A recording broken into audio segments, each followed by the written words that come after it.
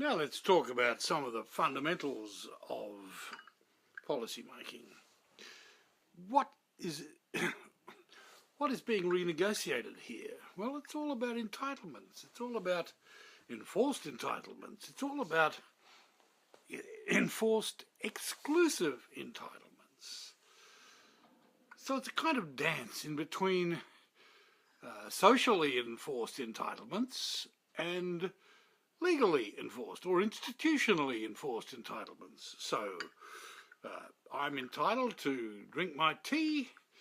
The tea in this cup is mine, you might say, and if somebody else picked up that tea and started drinking my cup of tea, there'd be a social sanction, there'd be a social disapproval. Or if somebody shook hands with me and then punched me, that'd be socially enforced, you see. The convention that I'm entitled not to be punched after a handshake is a social enforcement. But there are many of the requirements for self-restraint that are not socially enforced merely, but institutionally enforced. Lots of them, like driving on the appropriate side of the road, are matters of self-interest, as well as things that are enforced by institutions. But those entitlements that are enforced by institutions are subject to renegotiation, constant renegotiation. And in fact, every one of the arrangements that we've inherited is in fact a hybrid, an adaptation of some other arrangement that became subject to great forces and so became changed by some accident or some other pressure of development. So this pressure of development is really important. And the third factor, if you like, the music for the dance is the music of principle. So the music can be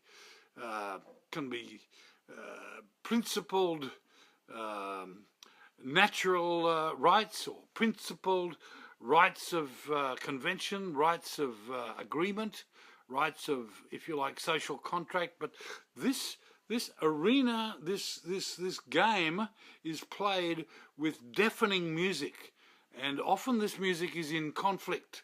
You have these conflicting principles that are at you concerning which should override, which principle you should apply in public policy.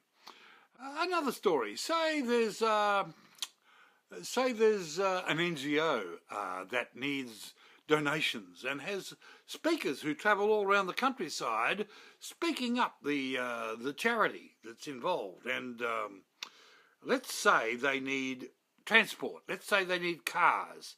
Well, say they find that the cheapest possible deal they can get is for a fleet of Mercedes-Benz. What's going to happen? Well, the overriding, the deafening music is going to be appearances, how things look. How would they look going around asking for money, driving a fleet of beautiful Mercedes-Benz? Not going to happen. So policymakers are in a ballroom with deafening music. Very, very, very hard to survive that kind of environment. So you've just got to be aware that that historically most changes, most policy changes have happened under these kinds of pressures. The successful policy changes have been those that have lined up with the current form of music. Okay, more later.